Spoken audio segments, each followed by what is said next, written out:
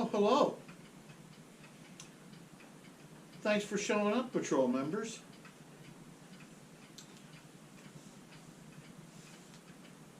Well, I don't have a bookmark, unfortunately, but I'm glad you're here. I have to clear something up.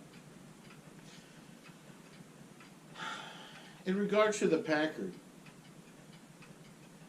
I had to rebuild that distributor from scratch. I took it completely apart.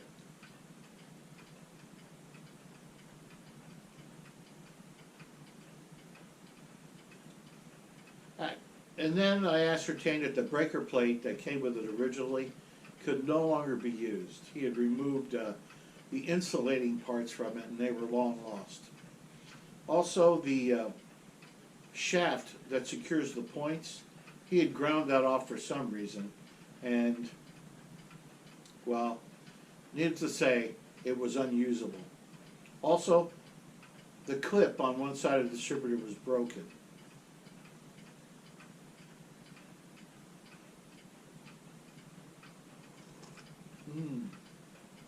It's good coffee. So I had to buy a second distributor. And finding a 1952 Packard Thunderbolt straight 8 distributor, it's not as easy as it sounds. Affordably. Well, needless to say, after some searching, I did find the part. It arrived in the mail, so I disassembled the 2 distributors completely and reassembled one working distributor out of the 2. I used the body of the original distributor and the shaft because of the 2 distributors. That had the shaft with the least movement. It was less worn out than one I purchased. The centrifugal weights were in good shape, the springs were in good shape, and the vacuum advance, which advances the vacuum under vacuum, you know why it's called the vacuum, or the vacuum control module. That was, believe it or not, still good after 70 years. I assembled all the parts into one good distributor, reinstalled it, found top dead center, put all the spark plugs back in. I lubricated the cylinders with transmission oil and PB blaster and let it set a couple of days. Then I cranked it without spark plugs in it, and I had 90 pounds compression in each cylinder, almost exactly, all 8 cylinders. Now you're supposed to have 120, but seeing that the car sat for a long time, it's not uncommon for rings to be kind of frozen in place, and it has to run for a while to loosen it up.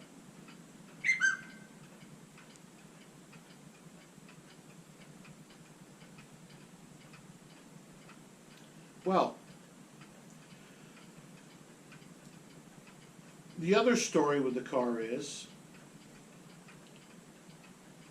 I got a conflicting story from the owner and his brother. So apparently, if I'm going to piece this whole thing together, they do construction work. They did some work for a woman in Banning. That's where the car was when they found it.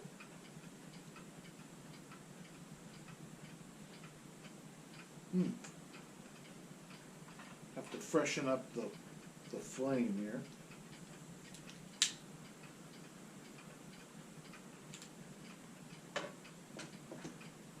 Yes.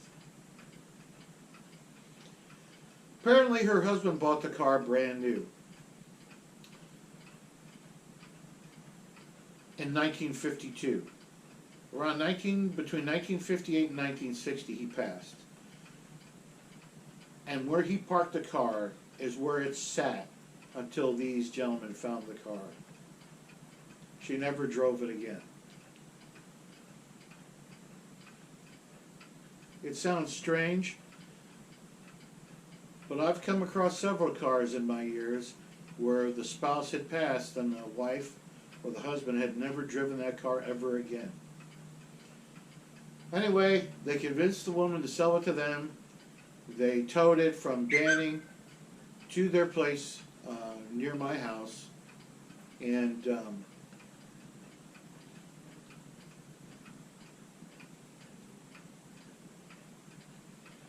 they put tires on it. They tried to get it started, and they can never get it to start. And if you watch the video, you'll see why they didn't get any spark. I corrected all that. So the car sat, I was told 30 years, I was told 40 years.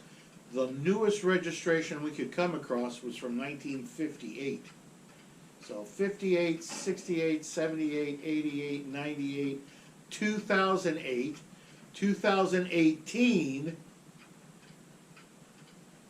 19, 20, 21, 22, that's 64 years it sat.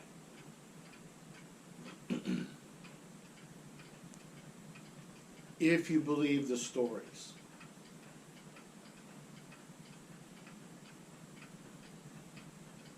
But the point is, it did sit for a very long time. So, this is a prologue to the video you're going to watch about the first start. It has various issues. The radiator needs rebuilding. I'm not sure about the water pump.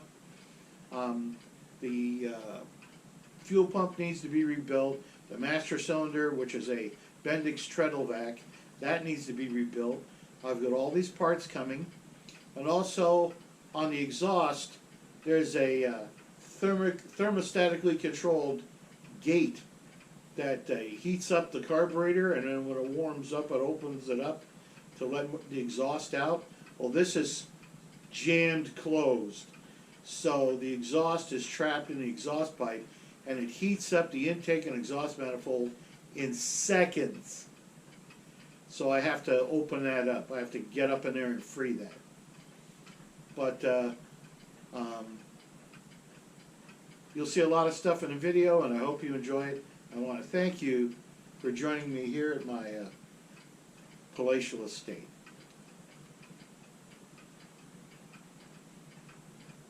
AKA my living room. Hopefully, we'll get our first start today.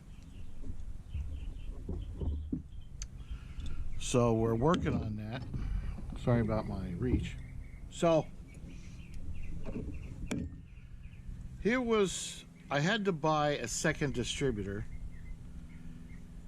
because, and this one is actually not as good as the one that's in the car, because this is the original breaker plate that goes in here. They had taken the original breaker plate out and cut off the insulated part that comes out here that you hook your wire to, and they ground off the pin right here that supports the points. So I don't know why they did that. They went out and spent $175 on this Pertronix electronic igniter here. And yes, this is for vintage cars. Now, it's missing screws. It's missing one of the nuts. And I was terrified the nut was down inside the distributor, but it wasn't. This does fit into the plate. This goes over your original, the center part of the distributor right here. So the detector can detect, you know, the lobe and fire the this $175 coil, the Flamethrower 2, which you squeeze so hard in the clamp that it crushes it and renders this not working. Then you clip the distributor cap down and pinch off the wires that come from your detector here, your pickup. And I don't know if this is good. So we're looking at $300 worth of stuff that's no good.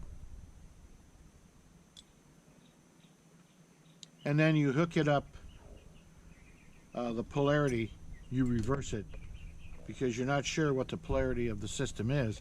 So you just keep switching it back and forth. And then you say, I can't get it to fire, which is understandable. Now, in this gentleman's defense, right,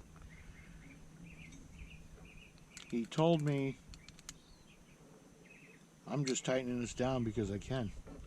He told me that he didn't know what he was doing. He was not versed in old cars and positive ground systems and points and timing. So he really wasn't sure what was going on. So I'm not upset or angry. I didn't realize any of this stuff had transpired until I got the car to my house. But here's what we did. This distributor came with a good breaker plate, a set of points, and its original condenser from the 50s. I just have it in this box for safekeeping right here. Now this is still good, but I did manage to go and find an equivalent for this at the auto parts store. So that's a new one in a distributor that's in the car now.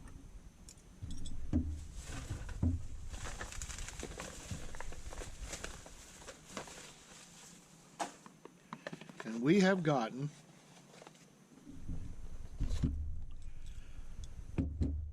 for those of you who might be looking one out there, a 6-volt coil by Standard Ignition Parts.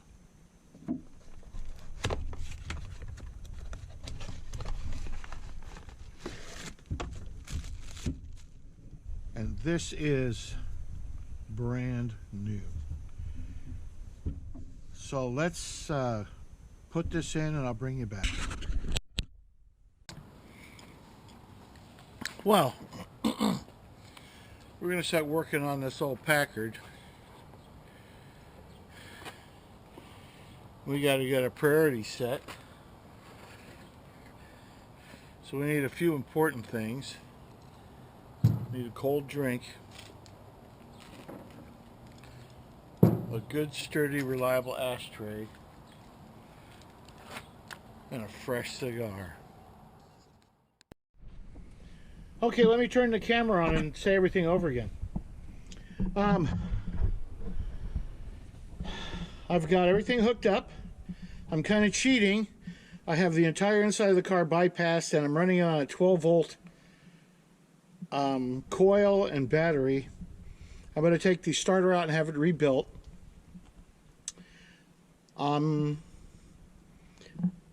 Cranking it yesterday, I had oil pressure because I had oil leaking out of the oil filter, which means that it doesn't leak unless there's no pressure there.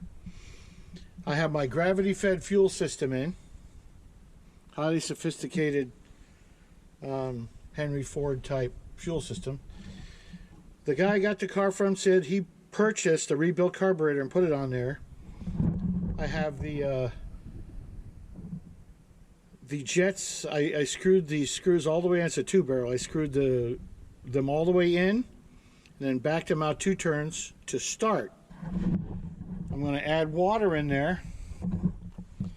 I cleaned out the radiator, got all this out of it. Mouse house. So give me a second, we'll get crack-a-lacking.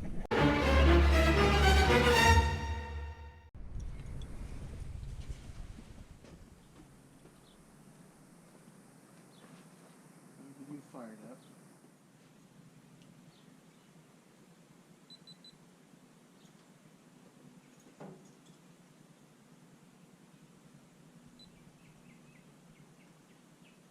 Okay.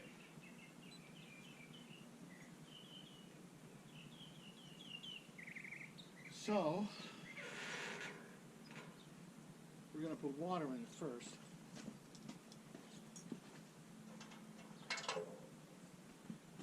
With my old school watering can.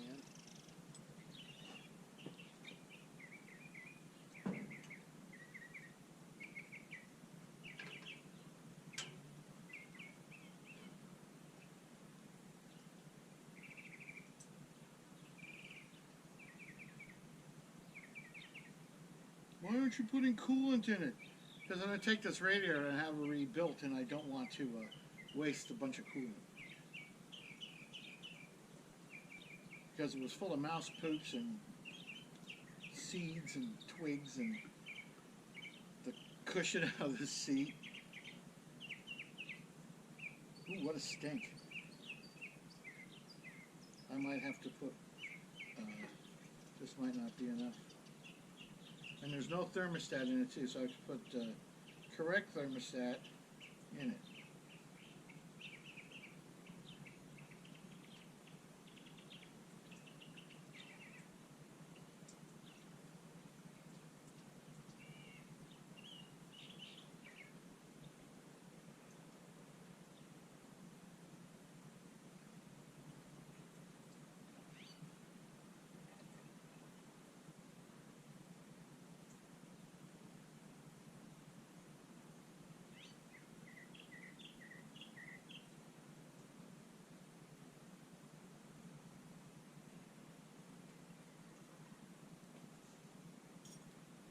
Wow, that was exactly the right amount. Okay, there's a pinhole leak in the radiator, so I'm not going to put the cap on, but I kind of figured that something like that would rear its ugly head. So here we go. I need everybody wishing me luck.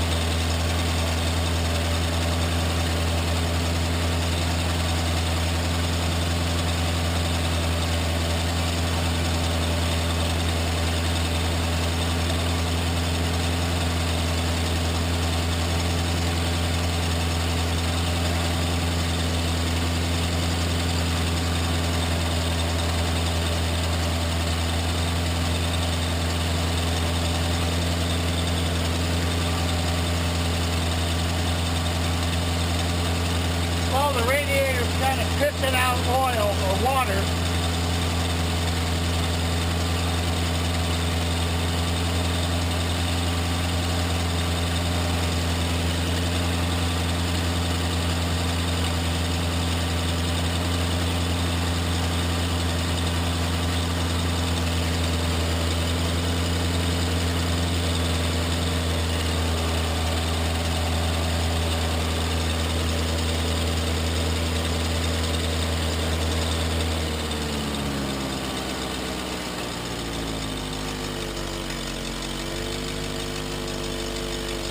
Here's another leak.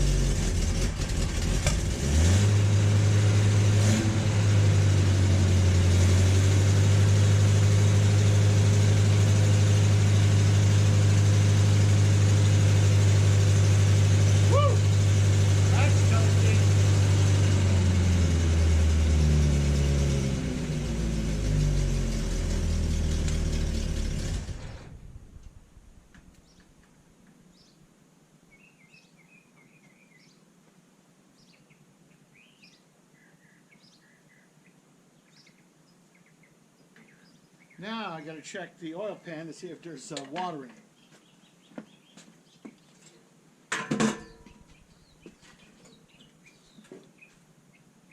And that would be a no.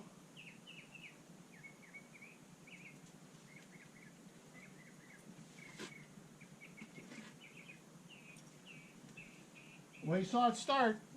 You saw it start. I got to do a couple of adjustments.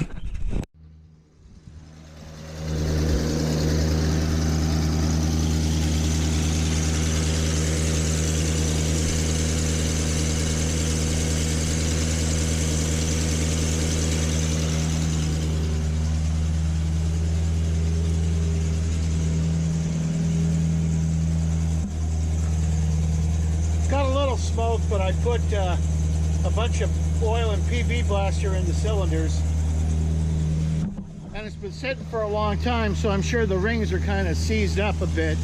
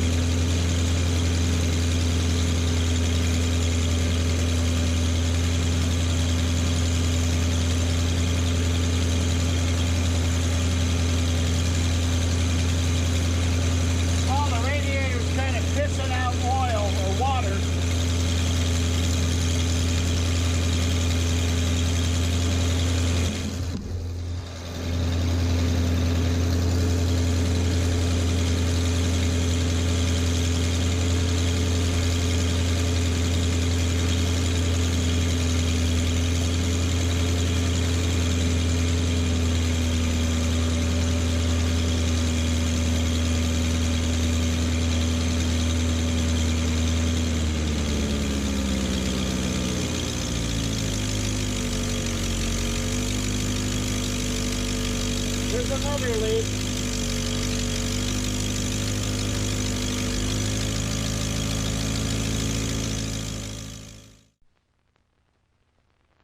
In television and electronics, the name Dumont is your hallmark of quality and distinction. Dumont, first with the finest in television.